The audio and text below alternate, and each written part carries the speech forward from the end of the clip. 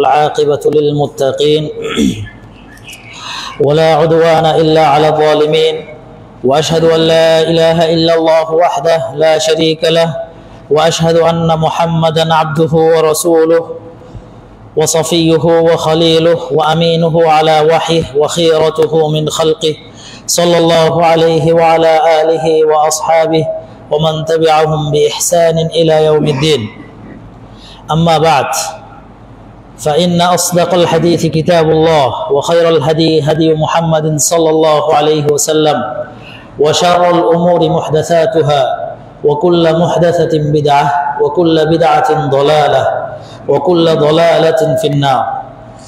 قال الله عز وجل: يا أيها الذين آمنوا إذا نودي للصلاة من يوم الجمعة فاسعوا إلى ذكر الله وذروا البيع ذلكم خير لكم إن كنتم تعلمون. আলহামদুলিল্লাহ, প্রশংসা আদায় করছি সেই রব্বুল আলামিনের, যার অপার অনুগ্রহে আমরা সলাতুল জুমআ আদায়ের জন্য মসজিদ ওমরে যথাসময়ে আসার সুযোগ পেয়েছি। তাই আমরা সকলেই শুকরিয়া আদায়ার্থে বলি আলহামদুলিল্লাহ। দরুদ ও সালাম বর্ষিত হোক নবী মুহাম্মদ সাল্লাল্লাহু আলাইহি ওয়াসাল্লামের প্রতি। আল্লাহুম্মা সাল্লি আলাইহি আল্লাহুম্মা বারিক আলাইহি। সম্মানিত মুসল্লিয়ান, আজকে জুমার এই সংক্ষিপ্ত খুতবায় যে বিষয়টি আলোচনা করব সেটি হলো জুমার সালাতের প্রস্তুতি ও পদ্ধতি।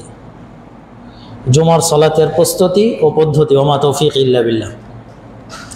আসলে আমরা যেহেতু প্রতিনিয়তই অর্থাৎ প্রত্যেক মাসেই আমাদেরকে জুমার সালাত আদায় করতে হয়, সেই হিসাবে এর একটা প্রস্তুতি আছে, এর একটা নির্ধারিত পদ্ধতি আছে। সে বিষয়টা যদি আমাদের কাছে আমরা জানি, আবার যদি বিষয়টাকে একটু পুনরাবৃত্তি না হয়, তাহলে আমাদের অনেকগুলো জিনিস ছুটে যাবে। এজন্য মূলত এই একেবারেই সাধারণ একটা বিষয় নিয়ে আমরা যেন আলোচনা করব, যাতে করে আমরা উভয়ের মধ্যে কি হয়, উপকারে আসে, কাজে আসে। আসলে জুমার প্রস্তুতির জন্য একটা দিক আছে জুমার দিনের করণীয়, আরেকটা হলো শুধুমাত্র জুমার সালাতের প্রস্তুতি। জুমার সালাতের প্রস্তুতি জুমার দিনের করণীয়ের একটা অংশ। প্রস্তুতির মধ্যে প্রথমত আমরা যে বিষয়গুলো চলে আসবে সেটা হলো পরিষ্কার পরিচ্ছন্নতা অর্জন করা। সেটা হবে আপনার আমাদের যেই কি বলে নখ চুল এগুলো কেটে নেওয়া। আব্দুল্লাহ ইবনে ওমর রাদিয়াল্লাহু তাআলা আনহু তিনি প্রত্যেক জুমায় তার নখ কাটতেন, মোজ কাটতেন, এগুলো কেটে তারপরে জুমার সালাতের প্রস্তুতি নিতেন। তাহলে এটা আমাদের একটা দিক। দ্বিতীয় বিষয় হলো এগুলো যখন কাটার পরে আরেকটা পরিষ্কার পরিচ্ছন্নতার আরেকটা অন্যতম মাধ্যম হলো গোসল করে নেওয়া, গোসল করা। আল্লাহ রাসূল সাল্লাল্লাহু আলাইহি ওয়াসাল্লাম বলছেন, ইদা জাআ আহাদুকুম ফালইয়াগতাসিল, ইদা জাআ আহাদুকুমুল জুমআহ, তোমাদেরকে যদি জুমার সালাতে যেতে চায় সে যেন কি করে, গোসল করে নেয়। গোসল করে নেওয়া। এখন গোসলটা আমি কিভাবে করব সেটা আল্লাহ রাসূলের বেশ কতগুলো হাদিসের আমি হাদিস থেকে অংশগুলো নিয়ে আসতেছি, আমাদের কি কি কাজ করব ধারাবাহিকভাবে এটাকে বোঝানোর জন্য, এবং উপকারটা কি শেষে বলবো। গোসল করে নেওয়া, গোসলের বিষয়টা আল্লাহ রাসূল অন্য হাদিসে বলেছেন যে গোসলটা করবে হলো মানে ইগতাসালা ইয়াউমুল জুমআতি গুসলুল জানাবাহ, জানাবতের গোসলের ন্যায় গোসলটা করবে। অর্থাৎ আমরা যখন অপবিত্র হই, পবিত্রতা অর্জনের জন্য যেই পদ্ধতিতে আমাদের গোসল করতে হয় ওই পদ্ধতিতে গোসল করা। যদিও আমি কি অপবিত্র নয়, এমনিতে আজকে জুমার দিন হিসেবে গোসল করছি, সেই গোসলটা হবে আমার পবিত্রতা অর্জনের গোসলের ন্যায়। তার মানে হলো জানাবাতের ফরজ গোসল যখন আমরা করি সেক্ষেত্রে আগে আমাদের শরীরের যে নাপাকিগুলো আছে সেগুলো ধুয়ে নেই, তারপরে অজু করি, অজু করে গোসলটা করি। শুধুমাত্র কি কুলি করে নাকে পানি দেওয়ার নাম কি নয় গোসলের ফরজ, বিষয়টা এমন না। গোসলের ফরজ হলো, ফরজ গোসলের নিয়ম হলো আগে অজু করতে হবে, ময়লা দূর করে তারপরে অজুটা আবশ্যক, অজু করে আপনাকে গোসল করতে হবে, ফরজ গোসল। তার মানে জুমার দিনের জন্য স্বাভাবিকভাবে যদি গোসল করতে চাই আমাকে আগে অজু করে নিয়ে গোসলটা করতে হবে। গোসল করার পরে আমরা কি করব, যদি গোসল না করি তাহলে আল্লাহ রাসূল বলেছেন মান তাওয়াদ্দা ফা আহসানাল উযু, যদি কি করে গোসল করলাম না তবে ওযু করলেও পরিপূর্ণ আকারে ওযু করতে হবে। এবং অন্য বর্ণনায় সিওয়াকের কথা আসছে যে মেসওয়াক করে নিতে হবে, মুখ পরিষ্কার করে নিতে হবে, দুর্গন্ধ দূর করে নিতে হবে। এরপরে কি কাজ? গোসল করলাম অথবা ওযু করলাম, আমাদের কাজ হলো কাপড় পরিধান করা। এই ব্যাপারে আল্লাহ রাসূল বলছেন ওয়ালাবিসা মিন আহসানি থিয়াবিহি, তার উত্তম পোশাকটা পরিধান করবে। আমার যে কাপড়গুলো আছে তার মধ্যে যেটা সবচেয়ে ভালো ধোয়া, সেই কাপড়টা আমি পরিধান করব। এরপরে কাপড় পরিধানের পরে আমাদের কি কাজ থাকে? আল্লাহ রাসূল সাল্লাল্লাহু আলাইহি সাল্লাম বলছেন ওয়াইদাহিনু মিন দুহনি, তার ঘরে যে তেল ব্যবহার করে সে ওইখান থেকে তেল ব্যবহার করবে শরীরে। আর না হয় ইয়ামাসসু মিন তাইয়্যিবি বাইতিহি, তার নিজের যে আতর সুগন্ধি আছে সেই সুগন্ধি ব্যবহার করবে। এই কাজগুলো শেষ, আমার ঘরের যে কাজ, প্রস্তুতির ঘরের কাজগুলো শেষ, এরপর আমাকে বের হতে হবে। আল্লাহ রাসূল বললেন যে এরপরে সে বের হবে। বের হলো, কিভাবে বের হবে? ঘর থেকে বের হওয়ার পরে আল্লাহ রাসূল বললেন ওয়ামাশা ওয়ালাম ইয়ারকাব, জুমার সালাতে যাবে পায়ে হেঁটে যাবে, কোনো যানবাহনে চড়ে নয়। জুমার সালাতের জন্য কি করতে হবে? পায়ে হেঁটে যারা আসবে, আল্লাহ রাসূল এটা বললেন। তারপরে পায়ে হেঁটে আমরা কোথায় আসব? মসজিদে আসব। মসজিদে এসে সুম্মা খারাজা হাত্তা ইয়াতিয়াল মসজিদ, মসজিদে আসবে। মসজিদে আসার পরে আমাদের করণীয় হলো যে ফালাম ইয়াতাখাত্তা রিকাবান নাস, মসজিদে ঢোকার পরে প্রথম কাজ হলো আপনি কি ঘাট ডিঙ্গিয়ে আরেকজনকে ঘাড়ের উপর দিয়ে করে তার উপর দিয়ে চলে এসে একবারে পিছন থেকে কি করলেন সামনে চলে আসলেন, এটা করা যাবে না, এটা নিষেধ, একেবারে কঠিনভাবে নিষেধ। আপনি জায়গা পেয়েছেন একবারে পিছনে, হতে পারেন আপনি মসজিদের সভাপতি, হতে পারেন এলাকার গণ্যমান্য ব্যক্তি, আরো কিছু হতে পারেন, কিন্তু মসজিদে সবাই সমান, সবাই সমান। যে ধরেন একেবারেই নিম্ন শ্রেণীর একজন ব্যক্তি, সে মুসলিম হতে পারে, সে কি জুতা সেলাইয়ের কাজ করে, সে যদি এখানে এসে বসে, তা আপনার কোনো অধিকার নেই তাকে পিছিয়ে দেওয়া বা তাকে গার্ডিংয়ে তার উপর দিয়ে চলে আসবেন, এই অধিকার ইসলাম আপনাকে দেয় নাই। আপনার কাজ হলো ওই পিছনে বসে পড়া, যেহেতু জায়গা পান নাই সেখানে বসবেন। আপনার ছোট বাচ্চা সামনে বসেছে, তাকেও আপনি পিছিয়ে দিয়ে দিবেন, এটা সুযোগ দেয় নাই।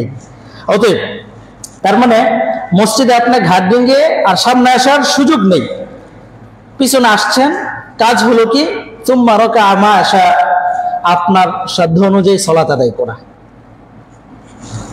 সালাত আদায় করলেন, এরপর চুপ করে বসে থাকলেন, জিকির করলেন কতক্ষণ পর্যন্ত? ইমাম যতক্ষণ মিম্বরে না উঠবে, মিম্বরে ওঠার পর থেকে নিয়ে খুতবা শেষ এবং কি সালাত শেষ হওয়া পর্যন্ত আল্লাহ রাসূল এভাবেই বলেছেন যে ফালাম ইয়াতাকাল্লাম হাত্তা ইয়াফরুগা মিন সালাতিহি, কি করবে?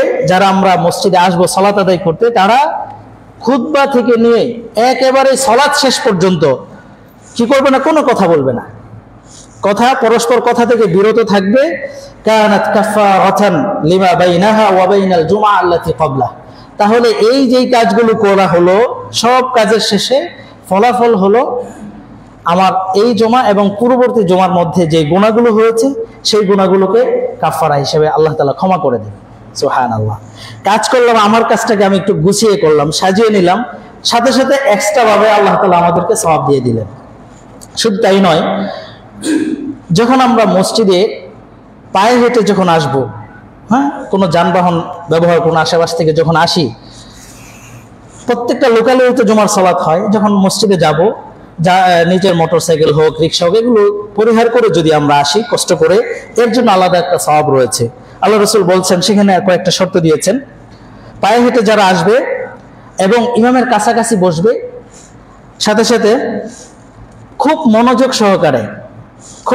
সহকারে খুতবাটা শ্রবণ করবে, কোনো ধরনের কথা বলবে না, কোনো ধরনের কথা নয়, একেবারে সব কথা থেকে বিরত থাকবে। কানা লাহু বিকুল্লি খুতওয়াতিন আমালু সানাতিন আজরু সিয়ামিহা ওয়া কিয়ামিহা, তাহলে তার যে আসার, সে যে হেঁটে এসেছে, প্রত্যেকটা কদমের বিনিময়ে 1 বছরের নফল সিয়াম এবং কিয়ামের সওয়াব দেওয়া হবে। সুবহানাল্লাহ। চিন্তা করে দেখুন কত কঠিন ভাবে আল্লাহ রাসূল কি করেছেন, আমাদের উদ্বুদ্ধ করেছেন। পায়ে হেঁটে আসলাম, ইমামের কথা শুনলাম, যা বলা হচ্ছে, খুতবাগুলো ভালো করে শ্রবণ করলাম, এর জন্য 1 বছর পায়ে হেঁটে একটা পা ফেললাম, একটা বছরের জন্য কি করা হবে? সিয়াম, নফল সিয়াম রাখার সওয়াব, কিয়াম করা, কিয়ামুল লাইল করার সওয়াব আল্লাহ তাআলা আমাদেরকে দিবেন, সুবহানাল্লাহ।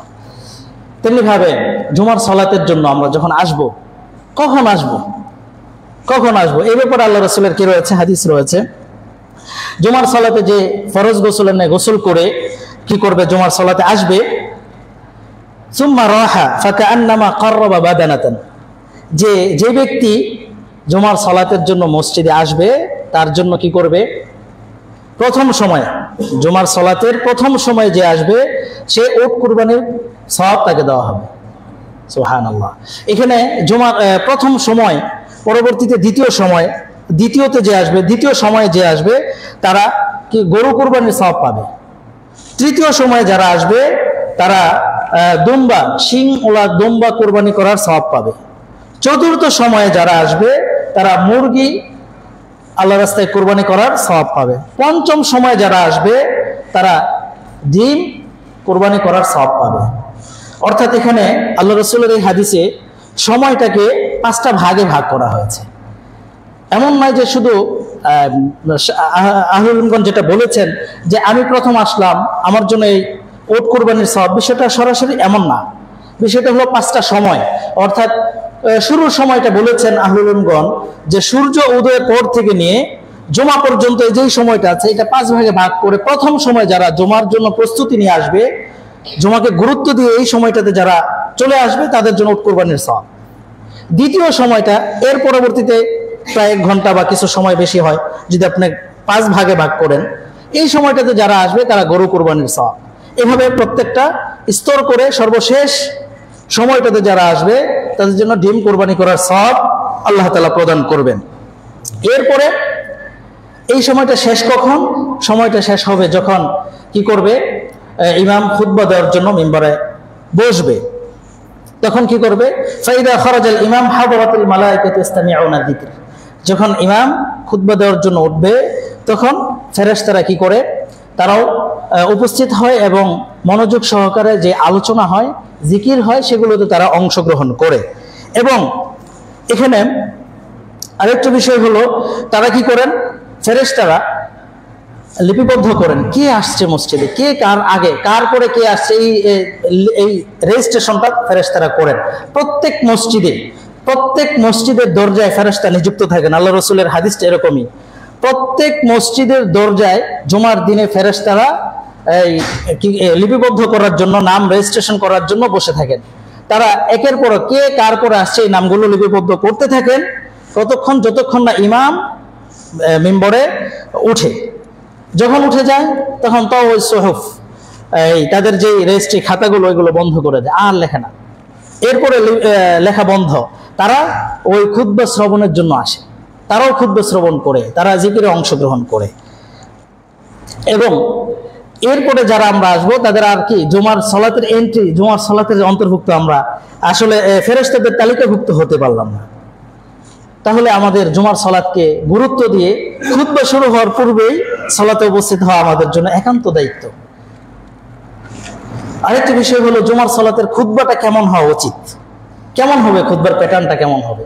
আল্লাহ রাসূলের সাহাবী জাবের ইবনে সামুর রাদিয়াল্লাহু তাআলা আনহু তিনি বর্ণনা করেছেন যে তিনি বললেন যে আমি রাসূল সাল্লাল্লাহু আলাইহি সাল্লামের সাথে জুমার সালাত আদায় করতাম। ফাকানাত সালাতুহু কসদান ওয়া খুতবাতুহু কসদান, তার সালাতটাও ছিল একেবারেই মধ্যম পর্যায়ের, মধ্যম পন্থার, এবং খুতবাটাও ছিল মধ্যম পন্থা। একেবারে অনেক লম্বা 1-1.5 ঘন্টা 2 ঘন্টা খুতবা হচ্ছে এটা না, এটা করে না। খুতবাটা একেবারেই সংক্ষিপ্ত, যাতে করে একটা বিষয় মোটামুটি আকারে কি করা যায়, তুলে ধরা যায়, সংক্ষিপ্ত পর্যায়ের। আবার এমন সংক্ষিপ্ত নয় যেটা একবারেই উঠলাম আর বসলাম, এমনটা নয়, কিছুই বোঝা গেল না।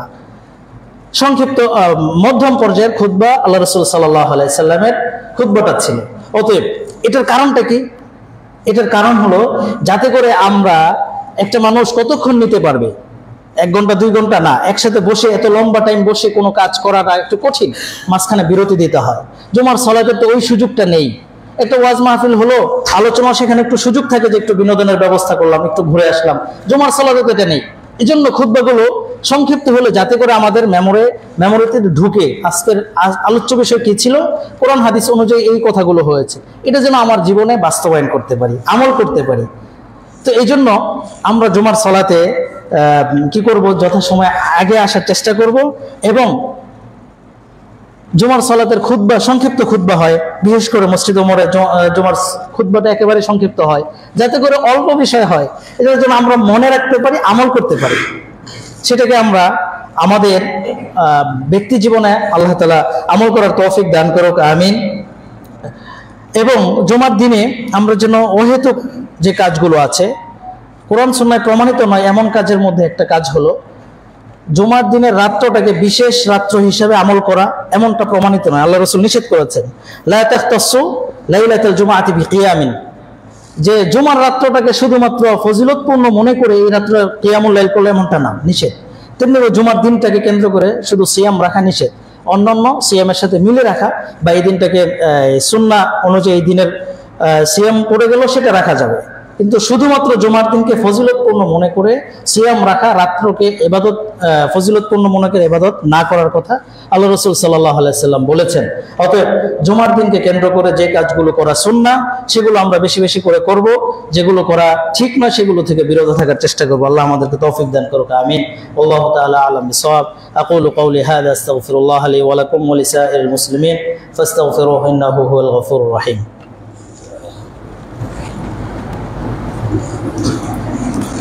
আলহামদুলিল্লাহি রাব্বিল আলামিন ওয়াল আকিবাতু লিল মুত্তাকিন ওয়াস সালাতু ওয়াস সালামু আলা রাসূলিহিল আমিন ওয়া আশহাদু আল লা ইলাহা ইল্লাল্লাহু ওয়াহদাহু লা শারীকা লাহু ওয়া আশহাদু আন্না মুহাম্মাদান আবদুহু ওয়া রাসূলুহু সাল্লাল্লাহু আলাইহি ওয়া আলা আলিহি ওয়া আসহাবিহি ওয়া মান তাবি'আহুম বিইহসানিন ইলা ইয়াউমিদ্দিন।